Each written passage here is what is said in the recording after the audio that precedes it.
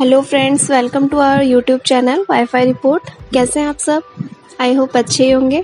Friends, यहाँ मैं आपको हर एक टॉपिक के सभी लेक्चर अवेलेबल करवाऊंगी, so please subscribe our channel ताकि डेली अपलोडेड वीडियो आप तक पहुँच सके।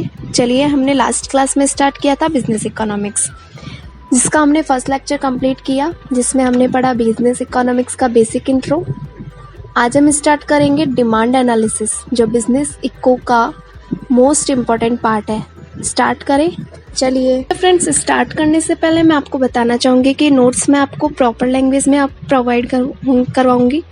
आपको टिपिकल लैंग्वेज लगे, बट ये मेरी ही लैंग्वेज है, बाकी मैं आपको एक्सप्लेन आपको समझ में आने वाली लैंग्वेज में करूँगी। चलो तो ओके, लेट्स स्टार्ट। आज हम पढ़ेंगे डिमांड एनालिसिस। डिमांड क्या है? फ्रेंड्स, डिमांड में 3 बातें आती हैं। यदि तीनों बातें एक ही टाइम पर किसी कस्टमर के माइंड में आती है, वह डिमांड होती है।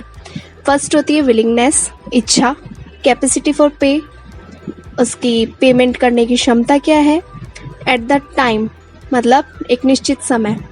So we can say that if customers में किसी भी गुड्स या सर्विस को परचेज करने की willingness at the same time, वह पे करने में भी कैपेबल है, तो वह डिमांड है। फॉर एग्जाम्पल, किसी एक्स पर्सन ने अदर पर्सन के पास कार देखी और एक्स के मन में आया कि ये कार तो मेरे पास भी होनी चाहिए, but at the same time उसके पास पे करने को पैसा नहीं है, तो ये डिमांड नहीं है। क्यों? क्योंकि उसके पास विलिंगनेस तो है, मतलब उसकी इच्छा तो है, बट उसकी पे कैपेसिटी नहीं है, और डिमांड में दोनों ही होना जरूरी है। सेकंड एग्जाम्पल हम लेते हैं। कोई एक्स पर्सन पिज़्ज़ा हट के सामने गया और उसकी इच्छा हुई पिज़्ज़ा खाने की। वाओ, मेरी भी इच्छा हो गई और उसके पास पे करने को पैसा भी है, तो यह डिमांड है। बिकॉज यहाँ विलिंगनेस, उसकी इच्छा भी है, उसकी पे कैपेसिटी सेम टाइम पर पर्सन के पास है, इसलिए ये डिमांड है। सो कंक्लूजन क्या निकलता है कि डिमांड तभी मानी जाती है जब किसी वस्तु को परचेज करने के लिए एक फिक्स्ड टाइम हो और उसी टाइम पर कस्टमर की इच्छा और पे कैपेसिटी साथ हो। आई होप डिमांड का मीनिंग आप सबको क्लियर हो गया होगा। चलिए नेक्स्ट हम स्टार्ट करते हैं मांग का नियम, लॉ ऑफ डिमांड।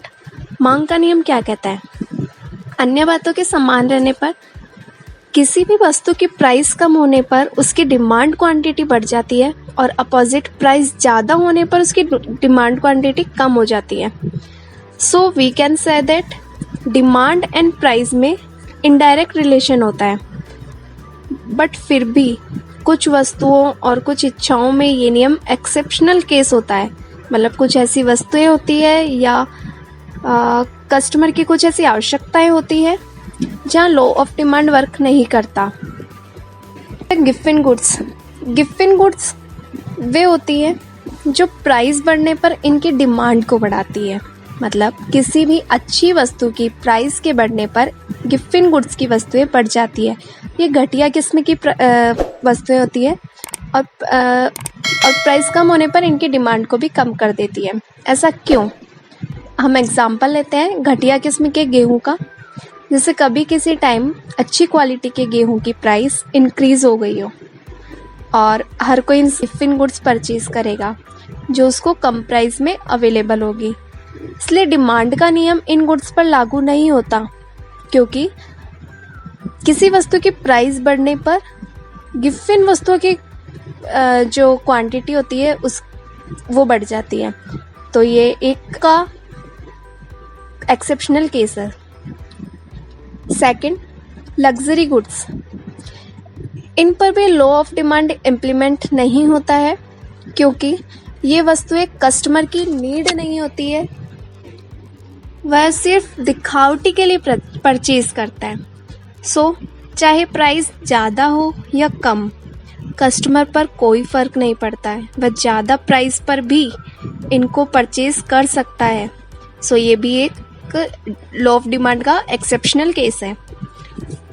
समझ में आ रहा है आपको? थर्ड है इम्पॉर्टेंट या कंपल्सरी गुड्स। ये भी लॉ ऑफ डिमांड का एक्सेप्शनल केस है, क्योंकि चाहे व्यक्ति की इनकम कम हो या ज़्यादा, वह कंपल्सरी चीज़ें तो खरीदेगा ही जो उसे डेली रूटीन में काम आती हैं। फॉर एग्ज़ाम्पल दूध और नमक, ये सब एक व्यक्ति की डेली रूटीन की इम्पॉर्टेंट चीज़ें हैं, कंपल्सरी हैं, तो ये तो उसे खरीदनी ही पड़ेगी, इसलिए इन पर डिमांड के लोगों का कोई फ़र्क नहीं पड़ता। ये भी एक एक्सेप्शनल केस है। फोर्थ है फ्यूचर में प्राइस इंक्रीज की पॉसिबिलिटी। यदि किसी वस्तु को लेकर पहले ही फोरकास्टिंग कर ली जाती है, उसका पूर्वानुमान लगा लिया जाता है कि फ्यूचर में इसकी प्राइस में और ज़्यादा इंक्रीज हो सकता है, मतलब उसमें प्राइस में और ज़्यादा वृद्धि हो सकती है, तो कस्टमर प्रेजेंट प्राइस पर ज़्यादा गुड्स परचेज कर लेता है, चाहे प्रेजेंट टाइम की प्राइस ज़्यादा हो या कम, क्योंकि फ्यूचर में तो और भी ज़्यादा प्राइस बढ़ने की उसकी फोरकास्टिंग होती है, तो वो प्रेजेंट प्राइस पर ज़्यादा गुड्स परचेज कर लेता है। इसके अलावा यदि फ्यूचर में किसी डिज़ास्टर की पॉसिबिलिटी दिखती है तो भी प्रेजेंट प्राइस पर गुड्स का स्टॉक कर लिया जाता है। तो ये लॉ ऑफ डिमांड के एक्सेप्शनल केसेस हैं जिनका प्राइस एंड डिमांड पर। नेक्स्ट हम देखते हैं इलास्टिसिटी ऑफ डिमांड, मांग की लोच। इलास्टिसिटी क्या होता है? किसी भी चीज़ में चेंजेस, सेम वही है। इलास्टिसिटी क्या है? मांग की लोच। अच्छा, डिमांड का रिलेशन किससे होता है? प्राइस से होता है ना, इनकम से भी होता है। तो इलास्टिसिटी ऑफ डिमांड क्या हुआ? प्राइस या इनकम में चेंजेस के कारण, प्राइस या इनकम में चेंजेस के कारण डिमांड में जो चेंज होता है वही इलास्टिसिटी ऑफ डिमांड है। ओके, समझ आया? प्राइस या इनकम में चेंजेस के कारण डिमांड में जो चेंजेस होते हैं वही इलास्टिसिटी ऑफ डिमांड है। इलास्टिसिटी ऑफ डिमांड के 3 टाइप्स हैं, ध्यान से समझिएगा। काफ़ी इजी लैंग्वेज में एक्सप्लेन करूँगी, अगर ध्यान से सुनेंगे तो कभी नहीं भूलेंगे। फर्स्ट है प्राइस इलास्टिसिटी, मांग की मूल्य लोच। प्राइस इलास्टिसिटी कहती है कि प्राइस में चेंजेस होने पर उसके डिमांड में कितना चेंज होगा, यही प्राइस इलास्टिसिटी ऑफ डिमांड है। इसका कैलकुलेशन करते हैं, क्वांटिटी में कितना चेंज हुआ है डिवाइड बाय प्राइस में चेंजेस का रेशियो क्या है, इससे हमें डिमांड की प्राइस इलास्टिसिटी प्राप्त होती है। सेकंड है इनकम इलास्टिसिटी, मांग की आय लोच। कस्टमर की इनकम में एग्जैक्ट चेंजेस से उसकी डिमांड में कितना चेंजेस हुआ है। कस्टमर की इनकम में एग्जैक्ट जो चेंजेस हुआ है उससे उसकी डिमांड में कितना चेंजेस हुआ है, ये आय लोच है, ये उसकी इनकम इलास्टिसिटी है। इसकी कैलकुलेशन भी वही, quantity change divide by income changes, ये चेंजेस परसेंट में होंगे। ओके, लास्ट इलास्टिसिटी देखते हैं, क्रॉस इलास्टिसिटी ऑफ डिमांड, मांग की आड़ी लोच। क्रॉस इलास्टिसिटी क्या है? इसमें इनकम और डिमांड या प्राइस डिमांड का कोई रिलेशन नहीं होता, इसमें एक वस्तु की प्राइस का इफेक्ट दूसरी पर पड़ता है। मतलब इसमें 2 तरह की वस्तुएं आती है, एक कॉम्प्लीमेंट वस्तुएं, पूरक वस्तुएं, दूसरी सब्स्टिट्यूट वस्तुएं, स्थानापन्न वस्तुएं।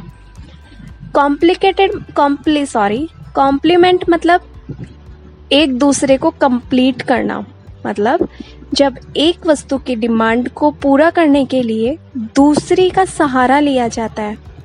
For example pen and ink का लेते हैं।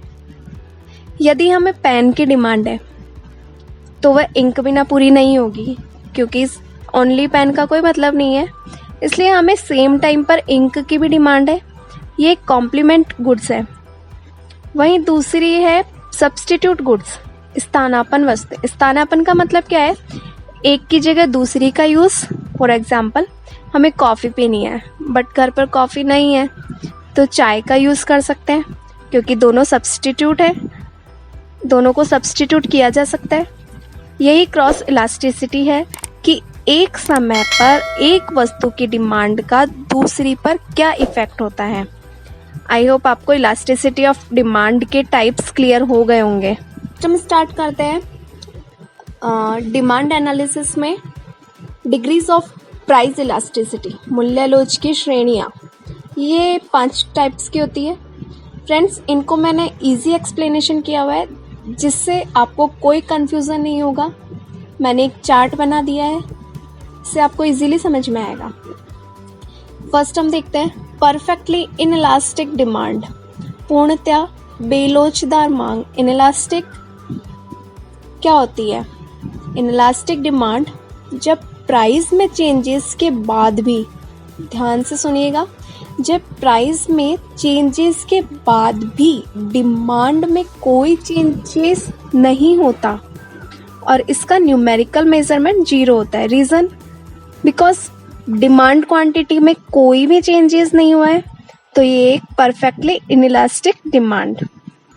सेकंड है इनइलास्टिक डिमांड, यानी बेलोचदार मांग। पहले थी परफेक्टली इनइलास्टिक डिमांड और अब है इनइलास्टिक डिमांड। क्या होती है? जब डिमांड क्वांटिटी में चेंज प्राइस के कंपैरिजन में कम होता है।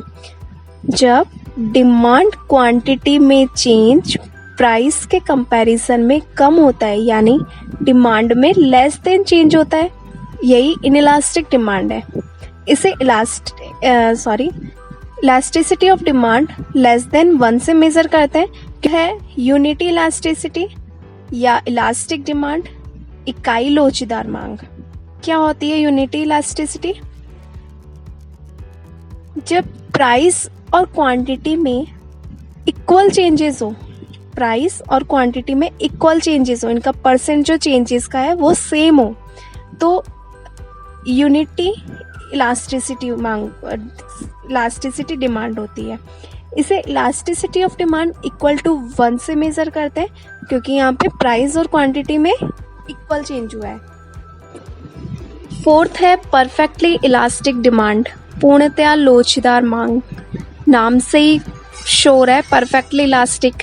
जब डिमांड प्राइस में बिना किसी चेंजेस के ही कम और ज़्यादा होती रहती है, मतलब कि प्राइस में कोई चेंज नहीं हुआ है लेकिन डिमांड कम और ज़्यादा होती रहती है, तो उसे परफेक्टली इलास्टिसिटी ऑफ डिमांड कहते हैं।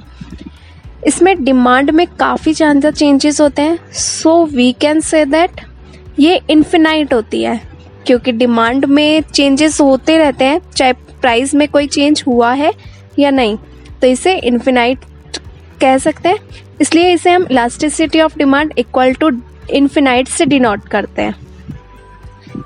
नेक्स्ट डिग्री हमारी 5th last, highly elastic demand. क्या होती है हाईली इलास्टिक डिमांड? जब प्राइस में हुए चेंजेस का परसेंट, प्राइस में जो चेंजेस हुआ है उसका परसेंट डिमांड क्वांटिटी परसेंट से कम होता है। मतलब डिमांड क्वांटिटी का परसेंट तो ज़्यादा है और प्राइस चेंजेस का परसेंट कम है, मतलब जब डिमांड में ज़्यादा चेंज होता है तो वो हाईली इलास्टिक डिमांड कहलाती है। सो फ्रेंड्स, ये थी 5 types of degree price elasticity की। यहाँ हमारा कंप्लीट होता है डिमांड एनालिसिस। आई होप आपको समझ में आया हो। अगर फिर भी आपको कुछ समझ में ना आया हो तो प्लीज़ मुझे कमेंट कीजिए, ताकि मैं नेक्स्ट वीडियो में आपको प्रॉपर वे में एक्सप्लेन कर सकूं और मेरी गलती को सुधार सकूं। Thank you. प्लीज़ अगर आप हमारे चैनल पर नए हैं तो चैनल को सब्सक्राइब कीजिए, लाइक कीजिए और शेयर कीजिए। Thank you.